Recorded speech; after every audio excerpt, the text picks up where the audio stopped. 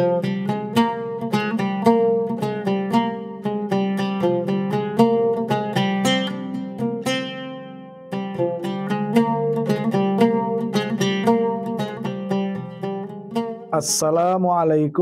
warahmatullahi wabarakatuh. Alhamdulillahi rabbil alamin. Wabihi nasta'inu ala umurid dunya waddin. Wassalatu wassalamu ala asrafil anbiya wal mursalin. Sayyidina wa maulana wa habibina Muhammadin sallallahu alaihi wasallam wa ala alihi wa ashabihi ajmain. Para ikhwan, pemirsa Riyasah TV yang berbahagia, bagaimana kabar para ikhwan semuanya? Semoga di bulan Ramadan ini kita semua semakin meningkat keimanan dan ketakwaan kita. Semoga di bulan Ramadan ini kita semakin tinggi semangat untuk beribadah dan beramal soleh, seiring dengan ibadah puasa yang kita lakukan. Tetapi para ikhwan semuanya perlu kita ketahui dan perlu kita pelajari bagaimana contoh Rasulullah SAW dalam mengerjakan ibadah puasa. Menurut saya, ibadah puasa ini kita harus proporsional. Kita tidak perlu berlebih-lebihan, tapi juga jangan menyepelekan. Artinya proporsional sesuai dengan apa yang Rasulullah contohkan. Kalau makan sahur, ya makanlah sahur dengan penuh rasa syukur tentunya. Dengan porsi yang tepat sesuai dengan kebutuhan kita. Kalau berbuka juga begitu, jangan terus kemudian balas dendam dengan makanan. Nanti kalau seperti itu yang repot kita sendiri. Kalau misalnya makan sahur, tetapi kita ulur-ulur, kita tidur dulu, akhirnya terlambat makan sahurnya, bahkan nggak punya kesempatan makan sahur misalnya, maka yang terjadi bukan iman yang meningkat, tapi asam urat yang meningkat, misalnya gitu, asam lambung yang meningkat. Kalau berbuka juga gitu, jangan berlebih-lebihan. Kalau kita berbuka terus balas dendam, terus makanan semuanya dihabiskan seketika, maka yang naik bukan ketakwaannya, tapi yang naik gula darahnya. Atau kalau kita mau buka di rumah kok tidak ada kolak, tidak ada buah-buahan, atau istri belum menyiapkan hidangan, maka kita jangan emosi, jangan uring-uringan. Itu yang naik bukan keimanannya, tapi yang naik adalah tekanan darahnya. Maka dari itu, para ikhwan semuanya, kita menjalankan ibadah puasa ini proporsional sesuai dengan apa yang Rasulullah SAW contohkan. Para ikhwan, pada kesempatan kali ini saya akan menyampaikan topik menjadi kekasih Allah melalui makan. Jadi kalau tadi di mukadimah saya singgung tentang sahur dan berbuka, maka yang ingin saya sampaikan kali ini adalah bagaimana menjadi kekasih Allah, atau kalau bahasa Al-Qur'annya itu waliullah, melalui makan. Kalau beberapa ustadz yang sering kita dengar memberikan tausiah, memberikan nasihat bagaimana menjadi kekasih Allah lewat sholat, lewat jihad, lewat sedekah, zakat, dan lain sebagainya, maka kali ini saya akan menyampaikan bagaimana agar kita makan ini juga menjadi jalan untuk bisa sampai pada derajat kekasih Allah. Tetapi jangan disalahpahami. Kalau makan menjadi waliullah, terus kalau gitu nggak usah jihad, nggak usah sedekah, atau nggak usah puasa, enggak gitu. Misalnya kalau ada hadis yang mengatakan kalau memberi makan orang berbuka itu mendapat pahala sama dengan orang yang berpuasa yang diberi buka tadi. Bukan berarti terus kalau gitu saya nggak usah puasa, memberi makan orang yang berbuka saja pahalanya sama, nggak gitu juga. Jadi ya tetap kita melaksanakan perintah-perintah yang lain sesuai dengan kemampuan kita tentunya. Nah, para ikhwan pemirsa Riyasah TV, ada 4 hal yang ingin saya sampaikan di sini. Yang pertama, makan itu adalah perintah Allah yang terdapat dalam Al-Quran. Dalam surah Al-A'raf ayat 31. Allah berfirman, A'udzubillahi minasyaitonirrajim, wa kulu wasrobu wala tusrifu. Makan dan minumlah kamu, tapi jangan berlebih-lebihan. Nah, Al-Quran memberikan perintah atau memberi kabar itu pasti sesuatu yang besar. Pasti sesuatu yang urgen, yang penting. Pasti itu memiliki manfaat, maslahat dunia dan akhirat. Tidak mungkin Al-Quran itu memberitakan sesuatu yang remeh-temeh, nggak mungkin. Termasuk dalam hal makan ini. Makan diperintahkan dalam Al-Quran berarti ini adalah sesuatu yang penting, sesuatu yang besar.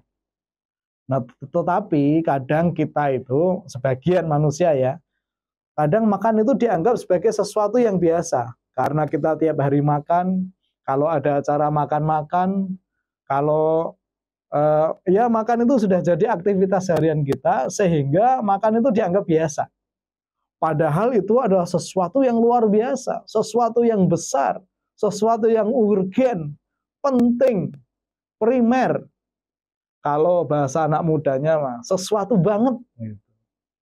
Jadi perintah dalam Al-Quran itu adalah sesuatu yang besar. Maka makan di sini itu sesuatu yang besar bagi manusia. Dan tidak hanya dalam satu ayat. Dalam ayat yang lain juga dikatakan, kulu mimma rozaknakum halalan thayyiban misalnya. Makanlah dari apa yang direzekikan yang halal dan yang thayyib. Berarti perintah makan ini yang tidak hanya dalam satu ayat menunjukkan bahwa makan itu sesuatu yang besar, sesuatu yang luar biasa. Yang itu menyangkut hajat hidup manusia. Manusia kalau nggak makan, lama-lama lapar. Kalau berhari-hari, lama-lama sakit. Kalau nggak makan selama berpekan-pekan, jadi penyakit busung lapar. Kalau terus-menerus nggak makan, jadi mati. Nah, berarti makan itu sesuatu yang besar. Itu yang pertama. Yang kedua, para ikhwan semuanya yang perlu kita sadari, makan itu menjadi pembeda antara kita, makhluk, dengan Allah SWT sebagai Tuhan. Makhluk butuh makan, sementara Tuhan, Allah, tidak butuh makan. Nabi Isa alaihissalam, beliau itu oleh murid-muridnya dikenal sebagai sosok yang jarang makan. Sudah jarang makan, tidak punya istri, tidak punya anak, seringnya tirakat terus, sehingga dengan kesolehan beliau itu malah menjadi kecelakaan bagi pengikutnya. Karena Nabi Isa itu dianggap sebagai orang yang memiliki sifat-sifat ketuhanan, malah dikultuskan menjadi Tuhan. Nah, Nabi Muhammad SAW ingin menghapuskan potensi kekultusan itu. Dengan cara bagaimana? Rasulullah itu kalau makan, beliau itu hampir setiap beliau makan itu bersama para sahabatnya, bersama keluarganya. Hampir tidak pernah, bahkan mungkin ya tidak pernah, Rasul itu makan sendirian di kamar, terus diumpetin makanannya, nggak pernah. Rasul itu selalu makan bersama sahabatnya. Untuk menunjukkan apa? Menunjukkan bahwa Rasul itu adalah manusia. Rasul itu ya sama seperti yang lain, yang butuh makan, butuh tidur, butuh menikah, punya anak, begitu. Nah, berkahnya makan itu menunjukkan bahwa kita ini makhluk Allah. bukan Tuhan. Gitu. Nah, sama kita sebenarnya manusia ini kalau kita menyadari bahwa makan ini sebagai perwujudan kita, bahwa kita ini makhluk bukan Tuhan, maka kita akan makan, kita akan tunjukkan pada orang lain bahwa kita ini memiliki sifat-sifat basariah, memiliki sifat-sifat kemanusiaan yang butuh makan, butuh tidur, butuh menikah, butuh punya anak, dan lain sebagainya. Dan itulah yang menjadikan Rasulullah SAW tidak dikultuskan menjadi Tuhan. Sejak beliau diutus sampai sekarang, sampai nanti hari kiamat, tidak akan dikultuskan Rasulullah sebagai Tuhan. Rasulullah adalah sebagai Abdullah wa Rasuluhu, dan Rasulnya. Itu yang kedua. Yang ketiga, makan itu menunjukkan bahwa kita ini adalah makhluk yang lemah. Kita ini tidak punya cukup daya dan kekuatan untuk menghadirkan sesuap nasi di hadapan kita. Mari kita pikirkan. Kalau kita makan nih, misalnya ada sepiring nasi, ada tempe, ada sambal. Kita akan renungkan. Nasi yang kita makan bisa jadi nasi ini adalah dari Vietnam. Kenapa? Karena Indonesia itu impor beras dari Vietnam.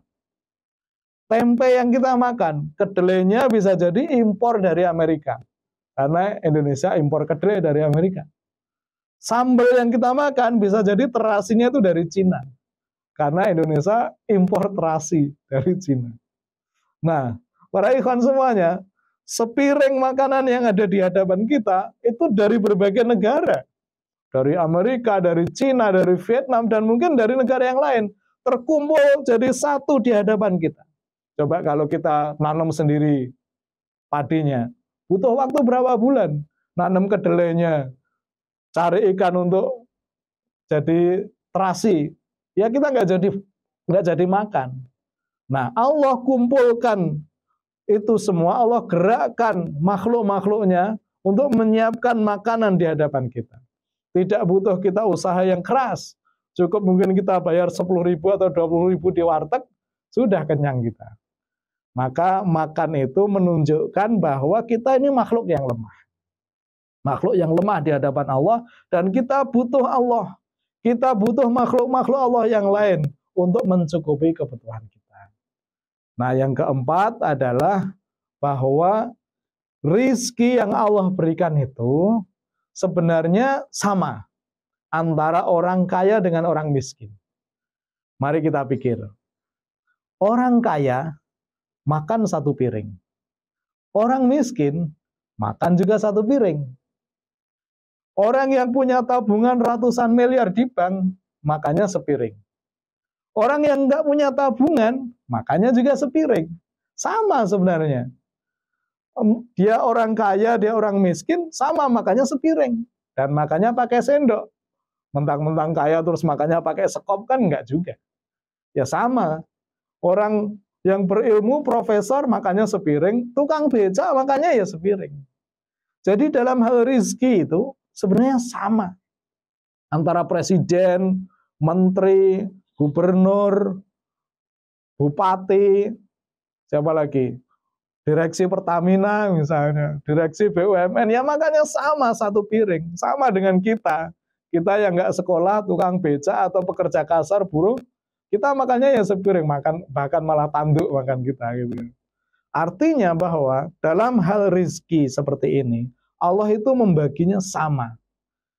Allah itu membaginya seimbang antara orang kaya dengan orang miskin. Maka dari itu nanti di akhirat nggak ada alasan, wah saya miskin, saya nggak bisa ibadah. Enggak, rizki itu sama antara miskin dengan kaya. Nah, para ikhwan semuanya, kalau kita menyadari hal itu, tentu kita akan semakin dekat dengan Allah. Bahwa sebenarnya Allah membagi rezeki itu sama. Antara kaya dengan miskin, antara pinter dengan bodoh, antara presiden sama pengamen, antara menteri sama jual teri, sama. Jadi yang pertama tadi, bahwa makan itu sesuatu yang besar, sesuatu yang luar biasa. Jangan dianggap biasa. Maka kalau kita bisa menganggap makan kita itu sesuatu yang luar biasa, yang urgen, yang primer, kita akan semakin dekat dengan Allah. Yang kedua, makan itu membedakan antara makhluk dengan Tuhan. Makhluk butuh makan, Tuhan tidak butuh makan. Kita makan berarti kita makhluk. Kita menyadari, ya Allah, aku ini makhlukmu. Aku ini bukan Tuhan, ya Allah. Engkaulah yang Tuhan. Karena Tuhan itu punya sifat mukhalafatulil hawadisi. Tidak boleh menyamai makhluknya.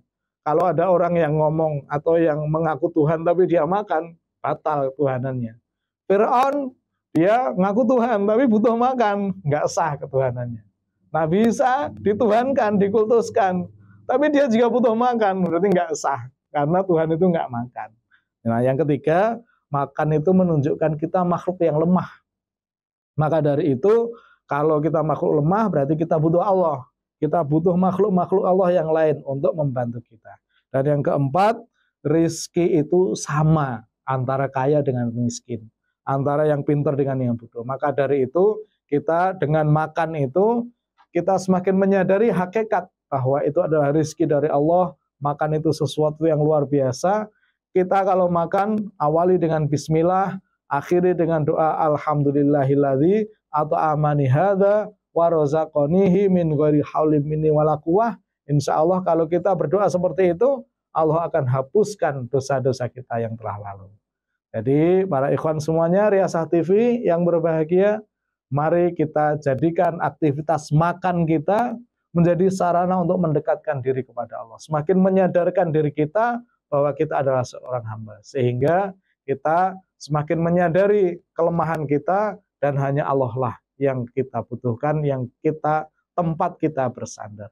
Demikian, bila taufik wal hidayah, selamat menunaikan ibadah puasa. Assalamualaikum warahmatullahi wabarakatuh.